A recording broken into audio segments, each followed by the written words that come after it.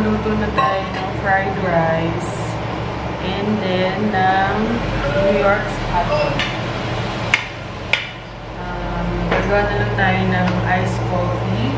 Bumili ako ng Nescafe Gold. Yung Intense Dark Roast Intensity 7. Ayan. Kasi minsan tinatamad akong tinatamad akong mag-brew ng kape. Kaya bumili ako nito. Para instant na lang siya. Lagyan ko na lang ng gatas.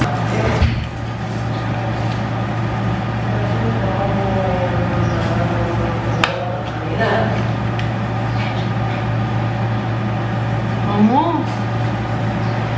Kainin na kayo. Maaga mo naman kumising. Kanina pa ako gising. Gusto mo ito with you? With you. Alas 7 pa lang, gising na ako. Tanghali na ba ako? 9 na kaya? Oo. Wala pang 6 minutes pa. Dapat ako 9. Magbalik ka dun.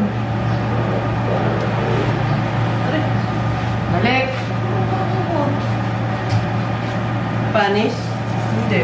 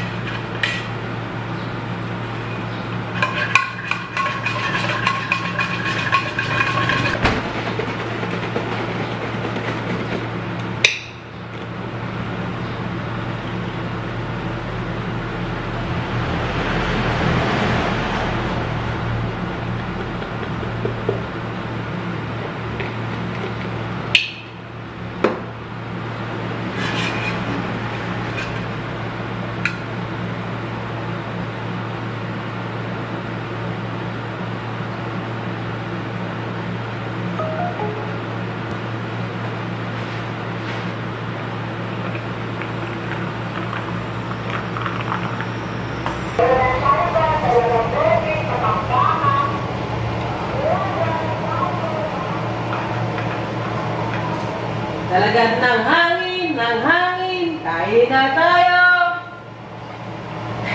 Bing, ang sarap pala nun. Tikman mo. Ako hindi ko ginising. Diba? Grabe siya.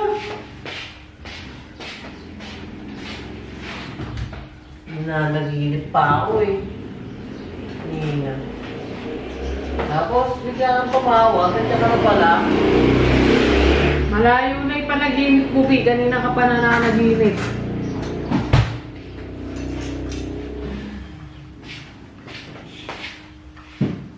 Sarap ba talaga? Sulit yung bayan. Ha? Ang sarap. Pwede naman pala yan, nagbabarako ka pa. Sarap ano? Huwag ka nang bumili nun. Hassle lang sa gasol yun, ano man ang gasol. Oo nga, ano? Nagsain ka pa, may kanin pa dun sa red. Ganyan ko lang nakita eh. Nakapagsain na ako. Basta fried rice ka.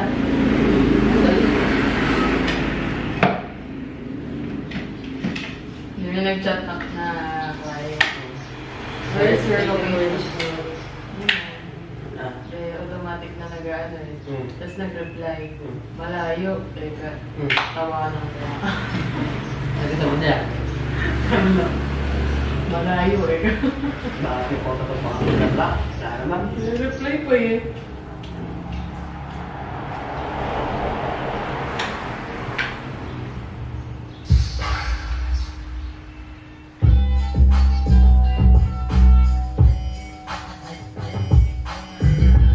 Ito na.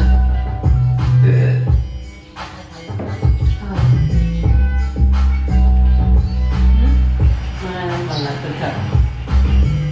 Dalawa. Ikaw, isa lang. Ayaw mo na.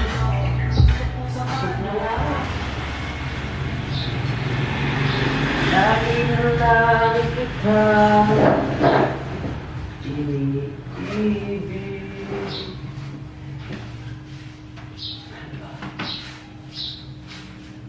أنا إذا ما أنا أما أنا إست ما أرما.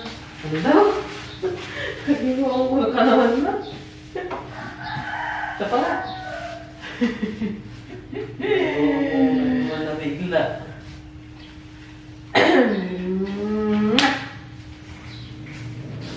Nagpa-nails ako guys. And 12 na ng hapon. Yan. Akit na rin tayo. Maglilinis lang ako dito sa baba. Yun lang. Ang ganap today, nagpa-nails lang ako. Ayan siya. Super cute. Cat eye.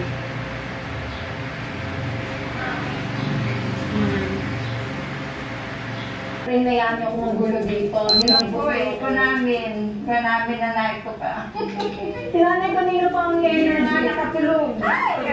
Tulog na naman. Nakikinig talaga ako dito sa pusa na to. Napaka-bless na. Hi guys! Sabay na ako. Sobra. Eh, Armpit Piper!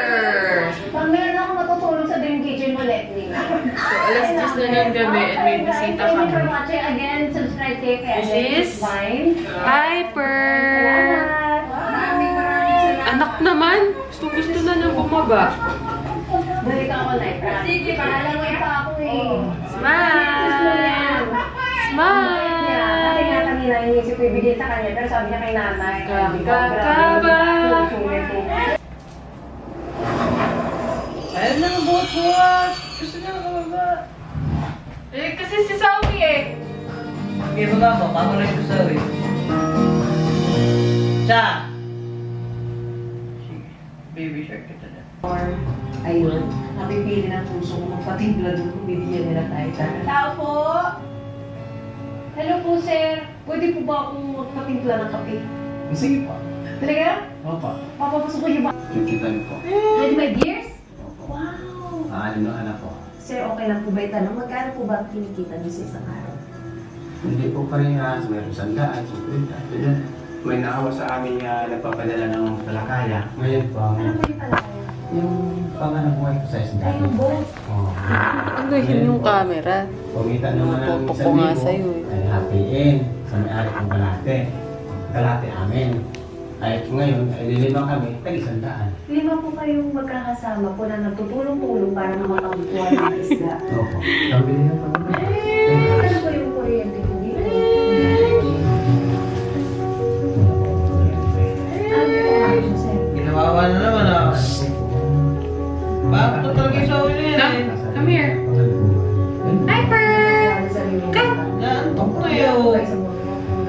Gaya. Tatlong dalawa. Kasama na po yung lambat, makina, Lahat na lang. opo, lahat na po. Yun para solo talaga, no? Mas masarap na po. Kaya nasa pinigay yung school. 25, grabe ka. Kung ba yung Kristen, Zoe! Ba't kinakagat? Eh, saan po kayo ang inabot? barko, nandiyan ang barko. So, nandiyan na po yung tubig. Ang tubig, Huwag mong kagatin si Piper! puro basura na yan. Andiyan kami na kwarto. Pwede po ba makisilip sa kwarto? Yan ang po kami. Sila sa mga anak niyo dito. Nagsama-sama. Ay, grabe. Ginawa naman. May awaan Diyos. Ang pagdasal ng nagsal na sa pintuan. Pero tama na.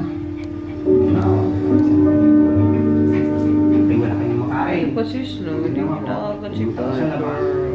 Palang Ganda si Piper. Lumangoy ka po. Opo. Eh, malakas ang ahas po. Ang tatakutan ko po, yung po rin. Siyempre, yung mga saksakan niya sa baba. Sir, kayo po talaga yung kasi nakita ko po yung bahay niyo, katabi mismo ng dagat. Mga pinagtapo talaga tayo, sir. Ang tingin mo. Nantok na nga. Sir, pakapihin mo na ako, tapos taka na, turuan niyo na po ako. Ano pong oras ang dapat pong Currently lalabas? watching Ivana's vlog. Ang kalma. Ang alis namin ng araw. Tara, sir, para ano tayo? Ang gagawin natin is tuturuan tayo ni Sir Elmer Hindi siya. para mangisda. May kasama ka po ba, sir? Ano po, ang bangka po alam ba't itinaas po. Kaya tayo. Tara. Grabe yung kwento niya. Kaya yung mga basura natin, itapon natin sa tamang lugar. Hindi na sisira yung dagat natin. Sakay na po ako? Oh, sige. Ay, sorry po, Kaya. sir. Kaya? Ayan. No, basta ka. Dito na ako. Good morning! Laki ng braso. So, today is Monday, April 20 na guys, and hindi ako nakapag-vlog this morning. So, si RJ nagpunta na siya ng event. She has event around 3 p.m. So, 1 to 2 hours dapat nandun na siya sa venue para makapag-set up. And parang hindi siya super duper nahahassle or na-rush para mag-set up. Kasi, ang hirap guys ng ganun. Yung masyado kang nararush. Ayaw namin ng ganun. So, gusto namin settled lahat before mag-start yung program. Especially dun sa time na binigay ng client. So, today is Monday and hindi ako nakapag-vlog kaninang umaga. Kasi ang bala ko lang talaga today is tapusin yung trabaho ko na dapat tinapos ko pa noon pa. Kasi April 30 nung last ako audit and April 20 na today. So, 7 days ago na yun, guys. Matatapos na naman yung month of April. Sobrang bilis ng panahon. And naisip kong bumili na ng Christmas tree. Napapaisip lang naman ako kasi pag sumapit na guys yung December, bumababa na yung, tumataas na yung value ng Christmas tree. So, ngayon, iniisip ko pa lang siya. Siguro baka by next month. Kasi next month, marami kaming gastos. So, next month, magre-renew kami ng sasakyan sa LTO. So, 3 years lang kasi ang free ng, ng registration ng sasakyan. 3 years lang yung validation nun. Pag new yung sasakyan mo, 3 years lang siya. Ayun. So, medyo na-overwhelm lang ako. Bago kasi ko guys magtrabaho, ang dami ko pang achuchushu na ginagawa. Parang nire-relax ko pa yung isip ko bago ako mag-start.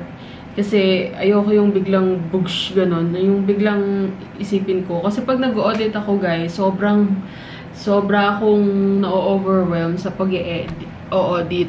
Kasi ito talaga yung pinaka-stressful na trabaho ko, yung pag-audit. Dahil iniisip ko kung saan napunta, kailangan exactly yung mga numbers na kino-compute ko, ganun. So, kung mapapansin niyo guys, this is my daily vlog. And ako, pag nagwa-vlog talaga ako, hindi ako nag-aayos sa sarili ko. As you can see, ito lang yung suot ko kagabi.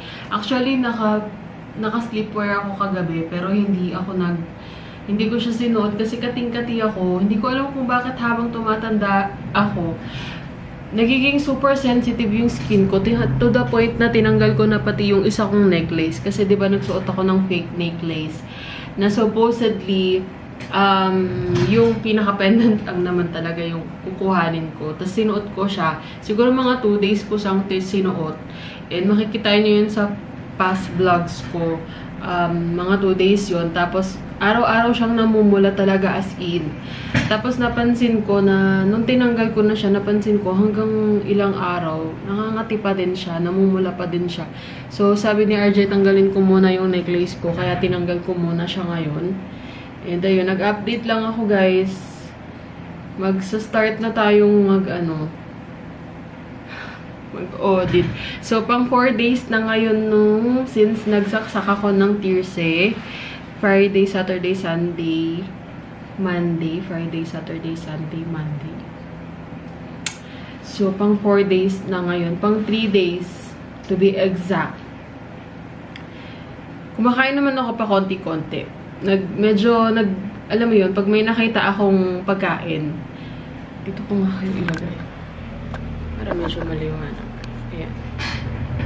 So, pag may nakita akong food, like for example, kanina dinalan ako ni RJ ng tinolang manok. Ang sarap kasi niya, guys. Native kasi yung tinolang manok. Tapos, meron siyang sayote. And then, ang bango. So, nung natikman ko siya, ang creamy-creamy. Kasi, di ba, pagka native na manok yung tininola. Pag native na manok yung niluto mo as tinola, creamy talaga siya. Iba yung lasa niya. Mas malasa yung manok. So, nung tinikman ko siya, nasarapan ako. Kaya, naubos ko yung mga 3 tipak ng chicken and then mga 3 pirasong slices ng sayote. Tapos, yun, after nun, wala na ulit yung gana ko sa pagkain. Naiwan lang yun. Sabi sa akin ni RJ, konti na lang yung kinuha ko, hindi mo pa inubos. So, ganun yung pakiramdam kasi, guys. Hindi ako nagugutom talaga. So, natatakam lang ako dun sa pagkain, especially pag madalang kung siyang makain. So, nung nakita ko yung tinola, natakam ako, tapos sumubo lang ako ng konti. Kagabi, nagluto din siya ng Shin Ramyun. And, tinikman ko lang din siya. Mga nakailang subo lang ako, tapos okay na. Tapos, nagtimbang ako kaninang umaga. Hindi ko na yun na-vlog. 60.7 na lang ako, guys. More way to go. 65.2 down to 60.7. So, April 6, ako nag-start mag-diet. April 7 to be exact. So, 2 weeks na niya ngayon. Pang 3 weeks na. Tama ba? Pang 2 weeks na. So, medyo mabilis kung iisipin. Halos 2 kilo na yung binababa ng timbang ko. So, at saka nakaka-happy kasi lumilitaw na ulit yung collarbone ko and hindi na ako mababa, guys. Yung past videos ko, pag nagbi-video ako, ayan, nakaganyan yung baba ko. As in talaga para akong bloated. Pero ngayon medyo umiimpis na siya. At tumatangos na ulit yung ilong ko. Ayun, magtrabaho na nga tayo later.